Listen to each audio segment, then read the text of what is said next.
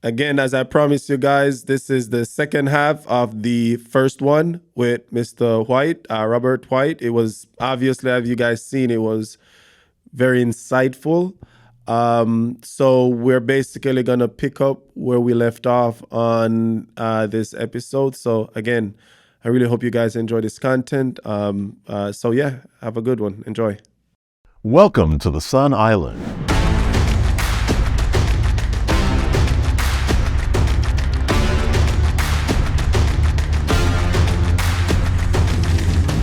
You mentioned something about schools in low income area versus school in more affluent area. You want to expound on that a little bit? Yeah, so I mean, it's a drastic difference because the students that are living in a more affluent area, where they go to school in a more affluent area, if the parents are not there, they have a babysitter, or they have somebody there that's going to take care of them when they get home, or somebody that's going to provide for them when they get home, and they don't have to worry about what they're going to eat when they go home, because the food is already made, it's already there, everything is provided for them.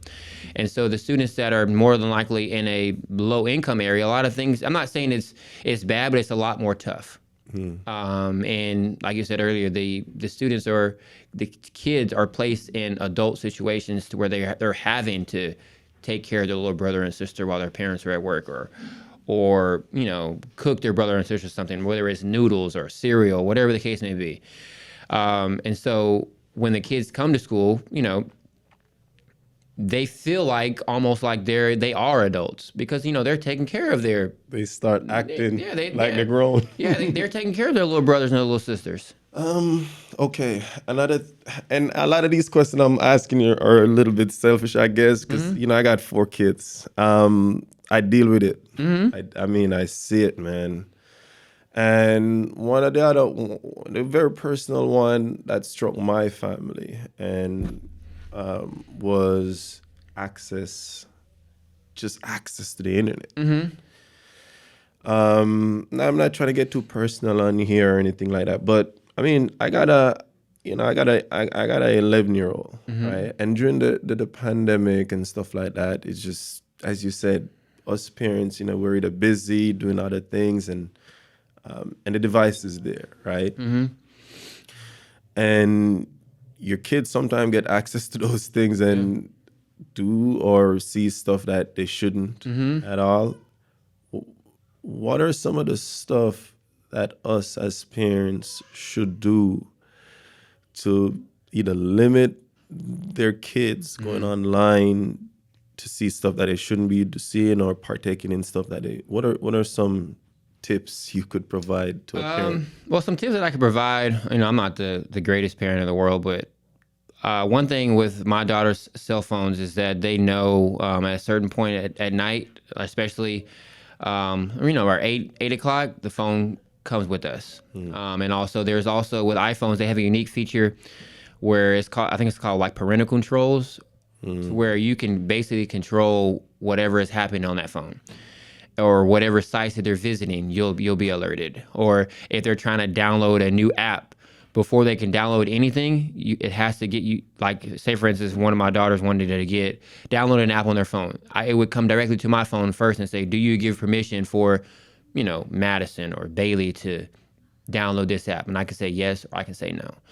And another thing too is that, always kind of monitor what your children are doing. I know it's kind of hard, but just do frequent checks. It's like, oh, let me see your phone. And like I do that with my 9-year-old Madison. She's on the phone a lot, but a lot of the times that she's on the phone, she's either talking to some of her dance friends, and they're talking about all kind of flips and tumble. I don't know.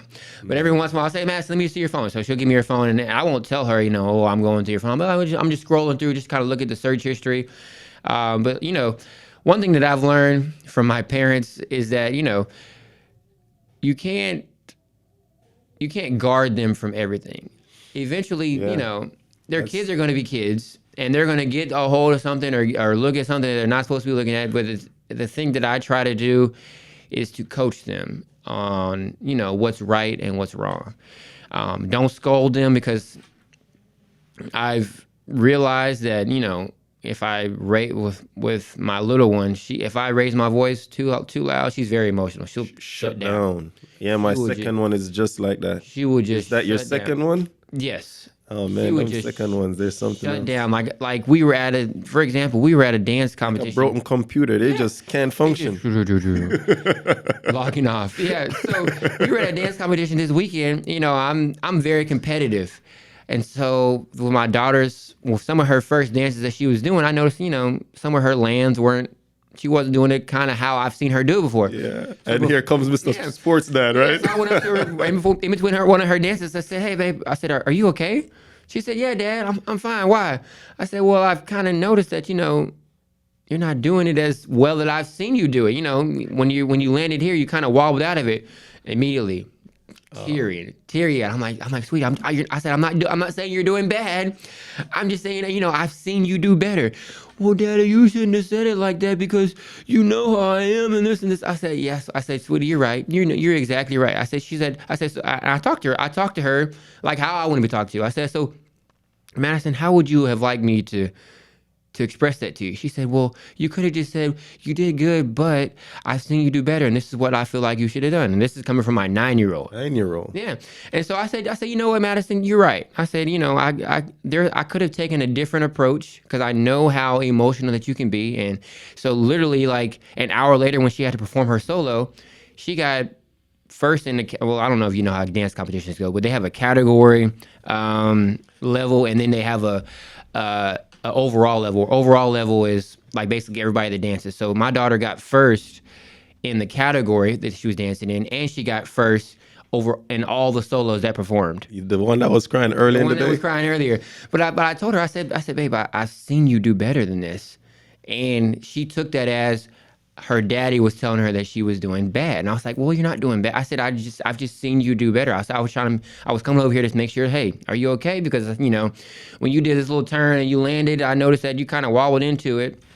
I said, well, you're talking about me and I don't need that, right? I said, okay, babe, And you're really touching on a lot of stuff. And as a parent and somebody who is experienced with a lot of kids, you've seen the good, you've seen the bad. So you've made it a point of reference to always try to do it the way that you figured would work. Some parents tend to be like, okay, well, it's this way or the highway. Yeah. And that's detrimental too, right? Yeah, it is. It's detrimental. Well, I don't want to put an onus on anybody about how they're parenting their children. Like you said, but I've seen it a lot in education. The reason why I'm asking you these questions, man, you have to be wise as just adults. And I'm a parent, right? But I'm only seeing my children. Yeah. Yeah. It's 4 of them, but I'm just seeing just 4 kids. I legit don't even know anything too much about anybody else's kids. Not even some of our best friends' kids. You don't know much. Yeah. So I'm trying to garner some wisdom from your data collection. Yeah, so from seeing so much other kids. I'm not saying that what you're saying is just one way or the other. I'm just trying to get some, because one of the main reasons of the podcast is to add as much value. I've said it all the time. So that's the reason I'm kind of mining some of that data that you have. No, it's okay. So I can kind of do a calculation of how many kids that I've seen in my 13 years. Yeah, go ahead. So, on average, the school has about 1,100 kids on average for about 13 years. So I've seen, 1,100 times 13. So I've seen roughly around, 14,000 different children. And that number is going to continue to grow each and every year. And so one thing that I've learned is that you cannot discipline with a blanket, meaning everybody cannot be talked to the exact same way. Everybody cannot be handled the exact same way. And one thing that I've learned is that through your relationships that you've built with students and kids and even parents, you understand what each and every child needs as far as socially, emotionally, tone of voice. you learn that. And so I've learned that, some kids need a stern voice in order for them to respond. Some kids, you talk to them in a certain voice, and what they do, they shut down. And then some kids, you talk to them in a calm, peaceful manner, and it's like tenfold. Like you see a major difference. And in the past, through my principalship, I've talked to some of my teachers before, and I said, in order to, I want to say correctly discipline, but correctly speak to a child, you have to understand who they are and where they're coming from. Because like I said, if a child, especially if a child is acting a certain reason, it's for a reason. Either they've learned it from somebody or something has happened to them either in the morning or on the way to school. It's up to us to kind of figure out, how can I make your day better? Basically, in a sense. So, for example, if a child comes to me to my office and a teacher sends them to me and they say, hey, Mr. White, this child is just acting onerous and they are just, yelling out, screaming, and they're being very disrespectful. I don't take that as an opportunity to say, oh, why are you doing this? You sit out over there and don't say nothing. I talk to the child like a regular human. I say, hey, come over here. Come over here, Johnny. Explain to me, like how are you feeling? I'm feeling okay. Okay, so why are you feeling okay? Can you explain to me what happened? So I let I always give the kids their own voice to make them feel like they're taking responsibility for whatever it is that's happening. And so they're explaining to me now, and I always ask them, okay, so what do you think could have made this situation better? Where do you think you went wrong with this situation? What kind of improvements do you think we need to make in the future to not have this happen again? And if they realize that they're in the wrong or whatever the case may be, I say, so what do you think needs to happen now? And I give them an opportunity to speak and take ownership for whatever it is that's happening. Because I like to talk, I know they're kids, but I like to talk to them in a manner to where they feel respected. Because a lot of times, kids get sent to me or I talk to kids or even my own child. Well, they were talking to me like I'm nothing, like I'm like I'm nobody. They said like I'm nothing, and so I responded like I'm nothing. Yes, because the kids take heart to how an adult or how somebody speaks to them. I guess that's the new thing, but they really take that really comes to heart for them how somebody talks in the manner in which somebody speaks to them, whether it's for disciplinary actions or whether it's just regular communication. So when I speak to kids or when I speak to adults or even when I speak to my staff, I try to speak to them in a way that I would want to be spoken to. Because I know that as a person, if somebody's yelling and screaming at me, I would have to kind of take a woosah and be like, all right, now what is it that made you come to me like this? Or what started this whole situation? Wow. Mm-hmm. Just talking to you, I'm starting to realize something. Like, again, we're in sales. Mm-hmm. Sun Island, we sell solar panels, mm-hmm. basically. And I mentor a lot of guys in their 20s and girls in mm-hmm. their 20s, right? To go out in neighborhoods and talk to homeowner. Mm-hmm. So that's cold, sometime knocking on random strangers' doors. Yeah. Say, hey, do you want this renewable thing? And they'll get a door slam in their face over and over mm-hmm. and over, right? They are building tenacity, they're building discipline, and they're building genuine grit. But the most important thing that they're building is their communication mm-hmm. skills. And just from somebody who's on the top of their field, the way how you communicate, it's not only in sales. Like, if you're a great communicator mm-hmm. in any field, yeah. you're going to excel. So you actually gave me another reason why I need to keep mentoring more of these 20-plus-year-olds to say, hey, you're on the right track. Keep doing what you're doing. Communication is key. And, like, my wife kind of gets on to me about that all the time. She's like, you're always so friendly. Anybody wants to come up talk to you, you're always. But I really feel like that I've learned that from my father, because my father, no matter how bad somebody treats him or how bad his day has been, he will always greet you the exact same way, no matter what.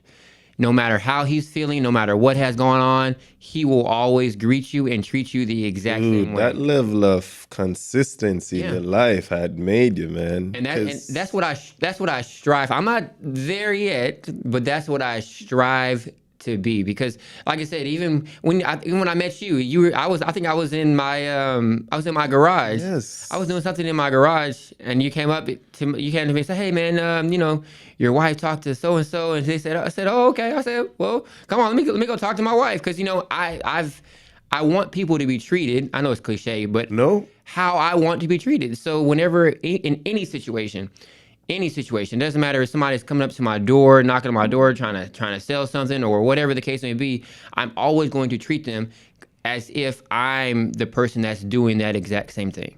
And I felt that, man. Give them an opportunity. I'm not going to be like, oh, okay, no, I don't have time for this.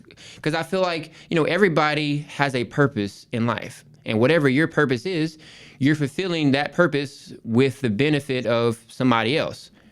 And so if your job is sales, you benefit from talking to other people and trying to get them to listen to what you have to say. Yes. It doesn't matter if you're working at HEB or the gas station or being a principal. Everybody that's in something has to have some level of communication, unless you're like an IT or something, and all you do is sit in front of they communicate with different things, codes, and yeah, but it all requires some type of communication. It all does. So just because you in your mind you may not benefit from what somebody else has to say at that moment, you never know how that could affect them down the road. You never know. And so I know I can talk forever, but no, you're good. Communication is key. So STEM education. Mm-hmm. How do we get, and correct me if I'm wrong, but how do we get more just minorities or female in STEM education? Making them aware. So my school focuses on STEM. And so the things that I learned in my University of Houston program, which I got my STEM education master's degree in, I'm letting everything that I've learned, I'm transposing it onto my kids in my school. Everything. So as far as the engineering, the robotics, the math that I've learned, everything, and I'm making access available to them. So I'm showing them these are the STEM fields that you could go into. This is the amount of money that you could be making when you go into these STEM fields. So it's an access issue. They don't know. They don't know, because even when I was in middle school, high school, nobody ever came to talk to me. I didn't even know what STEM was. Nobody ever came and talked to me about science, technology, like schools that are focused on science, technology, engineering, and math. Nobody. Yeah. And so, the more that you can make people aware of these things, the better it is. Because even with the opportunity that was brought to me for the scholarship that I have for U of H, an African-American woman came to me and said, "Hey, we need more African-American males and women to apply for these positions." You didn't even knew. I didn't even know. I didn't even know that this was a scholarship opportunity. So I said, okay, for sure, I'll apply. So I applied. I talked. Communication, because I had to talk in front of like 3 or 4 people that were over the program. They loved me. I sent in my transcripts, my grades, all the work that I've done in schools, and I got one of I think we had it was like 16 slots, 15 or 16 slots that were available. And so I was a part of I was and am a part of that cohort by the blessings of somebody just making it available to me, because I didn't know anything about it. I really didn't. So just speaking on this platform, like now, what are some of the opportunities that would allure, say, I don't know, a 9-year-old or 11-year-old to actually want to get into STEM? Because what I do found is that negative self-talk is a thing. Mm-hmm. People negative self-talk themselves out of great things. And it starts at it does. That early. Yeah. And sometimes even some of my girls, they'll just get in their head that they're not good at math. Mm-hmm. And I'm like, where did you even get that from? I never ever told you that. I'm sure your mom never told you. Because their mom has a master's degree. Mm-hmm. I'm halfway done with my master's. I hope to God I get to finish, right? So we're big on education, right? And then they'll just get that in their head, that negative self-talk, right? What are some of the things that we us as parents could tell them, or you could mention in a STEM field that would get them excited? I mean, like you said, that negative self-talk, get that out of your head. It's easier said than done, but a lot of the times in the African American community, when it comes to math or science, we automatically think, "Oh, I'm not good enough to do this." It's because of who we see in those fields right now. So you see these white professionals, or you see these Asian professionals, or whatever the case may be in these STEM fields, and you don't see enough of Africa. You don't see enough of our representation in that field. Yeah. And so when I think of it is Not enough Dr. Max Stuffins. yeah, yeah, Dr. Stubbins, exactly. So when I think of it is, what are, the main things that African Americans are, used to seeing where other African Americans are. Oh, you think, oh, I can do that because I see most of our people doing those things. So, oh, I can do that. And when you see something that, you don't see a lot of people in, you're like, ooh, that must be hard. I don't know if I can do that.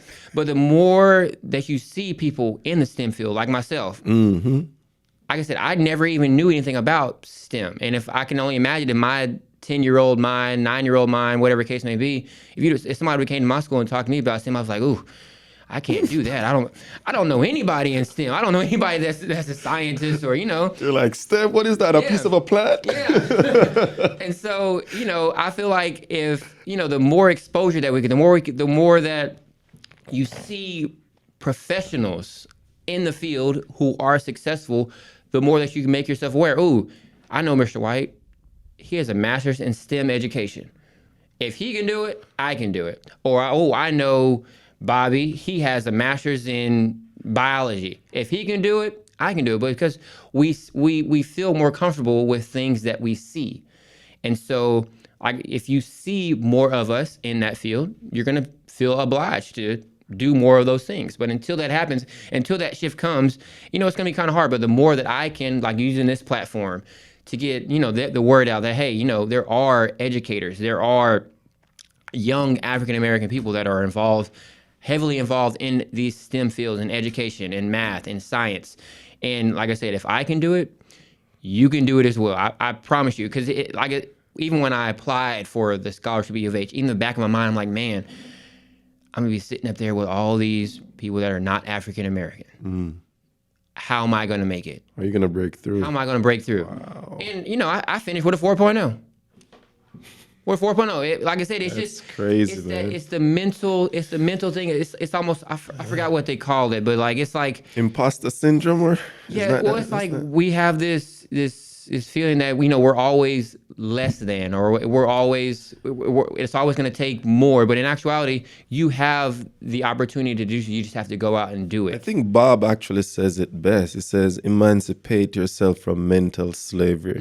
That's what it is. Mental slavery. None but ourselves can free our mind. Now there are roadblocks too. There are roadblocks also, but that mental slavery aspect it's unfortunate, but it's there. It is. It's there, and so. When you presented me the opportunity to do this, I was excited. I told my wife, I said, hey, babe, I've always watched these podcasts online, and, I finally get to, hopefully I get the word out, and they can see somebody who's young, not somebody who's old that's the principal, or, somebody, I wouldn't consider myself cool, but I'm not like the average No, you're not. principal. Like you wouldn't, I'd be walking down the street, you'd be like, oh, he's a principal. When I go to principal's meetings, people see me like, you're a principal. It's like, I sure am. I'm the principal of New Drive STEM Academy. How may I help you? Oh, may I help you? I love it. Yeah. I love it, man. And it's so profound to have that. And even going back to communication and going back to treating people how you would want to be treated. That's how this started. Because I walked up to you as a random stranger. Yeah. You didn't knew me from Adam. And you had warmth. You didn't automatically treated somebody that you didn't know like they're out to do something weird. You're like, okay, yeah, you spoke to my wife, and then it kind of goes from there. And then immediately when I got into your home, I realized that I kind of saw where you got that from, which was your dad, because it was like I was say, hey, I'm here to talk about solar. It was like, man, I'm working for Tesla. I'm like, I'm through. Forget that he even says Tesla. That's not even the point, because I myself worked for them for a little bit. It's just experience. Yeah. You know, I got that guy with a whole bunch of experience. And even if I'm coming in with 10 years, which I have, almost 10 years in the field, I'm like, this guy's going to run circles around me. Because Yeah. I'm not naive. You know, you have levels in life, you know, and I've just, by his level of confidence, the way he said it, I'm like, I think I need to wrap it up. Yeah. I just need to go, you know. So, but Man, don't listen to my dad. Let's go outside. and so it kind of comes, you know, full circle, because again, you never know You never know. who you meet and what that person could influence in any way. I have gone in people's homes as total strangers and come out almost like family, meaning that I just meet a guy who is on the brink of just quitting his job, but he doesn't know what to do, right? He's like, man, I want to quit my job, but I hate this mechanic job, and I'm going there, I'm changing oil, and I don't like it. I want to start my own business. And, you know, I'm kind of like a serial entrepreneur. You know, I do my thing, right? And I go in and I'm having a presentation about just solar. Yeah. And I make this connection, and I'm telling him like, yo, you know, I actually have my own trucking business, right? Yeah. I have like a 7-car hauler, and I pay somebody to drive that for me, and they bring me my money. And he looked at me like dumbfounded. Like, this dude is coming in my house trying to sell me stuff, and he's owning an additional business on top of the business that he's talking to me about. And I just saw it. We talked about for hours, nothing to do with solar. And I just see the fire start building in him. And, you know, we kept in touch a little bit. At the time, I was reading the book, Think and Grow Rich. And I said, bro, he was like a third away in that book. And I was like, man, you need to finish that book. That book changed my life. When I was reading that book, I had a property that was dilapidated, and I never saw it as something valuable. And by the time I finished reading that book, I became a landlord. Oh. Yes. Wow. So, and the funny thing, I encourage him, I'm like, hey, if you don't take anything out this discussion, read that book. He read the book, Think and Grow Rich. And a couple of months passed, and he just called me all excited. He called me excited. He was like, Sheldon, I started my business. I started my own box truck business. Oh, wow. And he was just living life, man. And it just comes right back to your point where you don't know who you're going to meet in what capacity. Yeah. And if you meet those individuals and actually hear them out, I mean, it could change a life, man. This was a pretty valuable meeting that we've had today, man. I really enjoyed the time that you come out. I do think we should definitely pick up on some more, especially if we get a chance to talk again more about Mr. White's carpentry. Yeah, for sure. Because I really do think that's a big deal. And the thing is, why I started this podcast is to highlight local businesses. Like, that was the premise. And I met you as a principal, and things just happen, right? Because I met you as a principal, and I'm like, I know I'm doing this thing for business owners, but I need to probably start incorporate professionals. Yeah. Lo and behold, you're a business owner.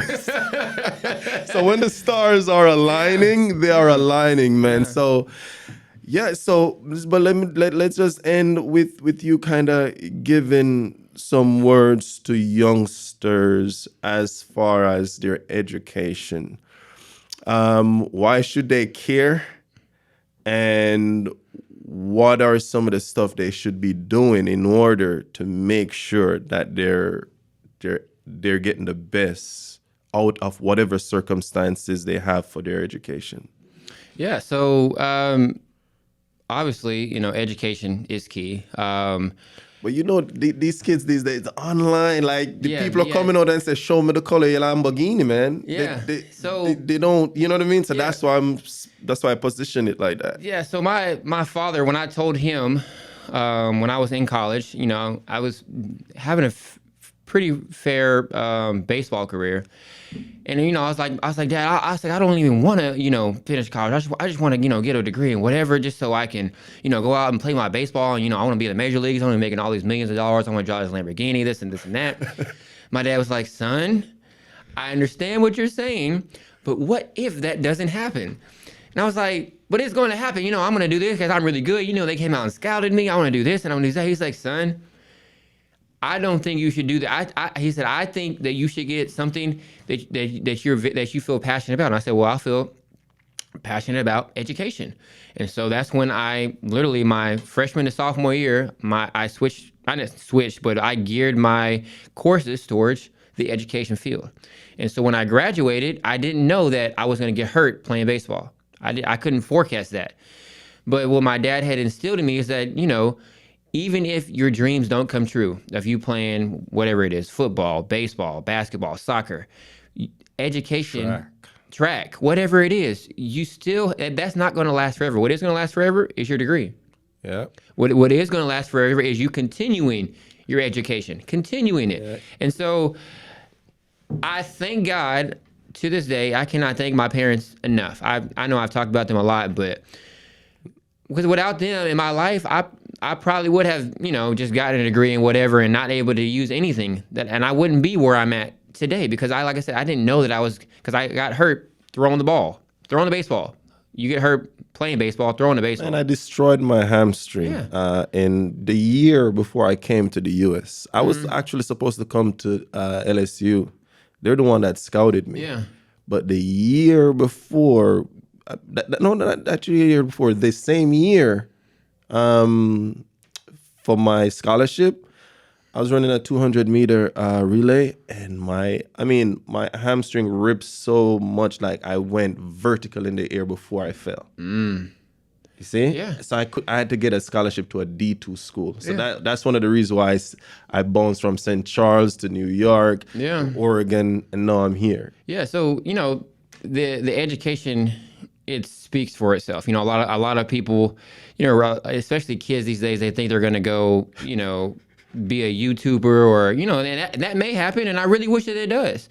But one thing that you can always bank on is, your mind is continually and always growing. And so if your mind is continually always growing, keep feeding it. Don't stop. So don't stop with just your high school education. Go to get your bachelor's. And don't stop with your bachelor's because you could still do all the stuff that you want to do and still go to school. True. You could still do all the other stuff and still go to school. There's nothing that's stopping you because even if situation with me, I didn't know that was going to happen, but I am thankful, so thankful that I have an education background and I have, an education bachelor's degree because I was able to graduate and immediately start working. Immediately. Like I was... No lag time. Let's go. I was 22, 23 years old making a starting teacher salary. Because that young because I listened to my parents. I listened to them and I understand the value of education. And now that I'm in education, at my school, soccer is huge in my school, huge. I have some great soccer players, like boys and girls. They go to the state finals every year. Wow. And so one thing that, I ask them sometimes, what do you want to do when you grow up? Oh, I want to be a soccer player. I'm going to be the next Messi. I said, I understand that. I said, but what if that doesn't happen? Oh, it's going to happen. I said, I was in the same place that you were. I promise you I was. I said, so even if you don't think that you're the smartest, keep going. Keep going, because nobody is going to stop you from what you're going to do. The mind is the most powerful thing on this planet. Yeah. And the more that you feed it, the more that you continue to educate yourself. It doesn't matter what your teachers are saying about you right now. It doesn't matter what your teachers are going to say about you in 2 years, because only you can control your destiny. Only you can. And like I said, and your education is going to strive that. It's going to push that. It is. Yeah, it's sure it's a well-known nursery rhyme, but in our culture they always say, silver and gold may vanish away, but a good education never decays. It never does. Yeah. So, man, I could talk to you for hours, brother. Hours. I love the fact that we have so much parallel. we definitely. Oh, by the way, were you a part of like a fraternity or? No, I wasn't. I am not a part of. I get that question a lot, but I am not a part of. That's one Because thing. you went to a I HBCU, know, man. and that's one thing that people always ask me. That's well, you went to Texas Southern University. What fraternity you part of? I was like, me, five me. What about your wife? Did she join a sorority? No, she didn't either. She's not. She has aspirations as well. Maybe that's something that it's in the future for us. But I do know that while I was there, I guess if you come from that type of environment, I guess you get more used to it. Because while I was there, I was like, man, I said those guys are really cool. What they're doing. Yeah, they'd stomp in the yard. On the Tiger Walk. That's oh my word! Yeah, don't get caught on the Tiger Walk around 12 o'clock. It's a great party. But they tried to recruited me, but just doing track, I couldn't find time to do anything else except track. Yeah, if you're involved in sports while you're in college, so it's I think it's probably the same for both of us because it was appealing, right? Yeah.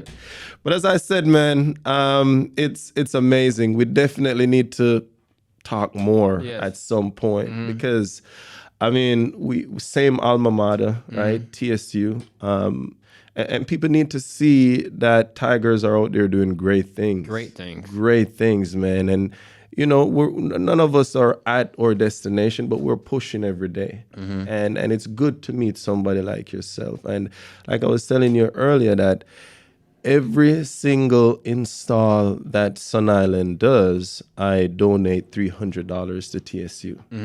It was so good last year when they sent me that slip of your donation and stuff like that. So, but those things are very rewarding. It's gratifying, and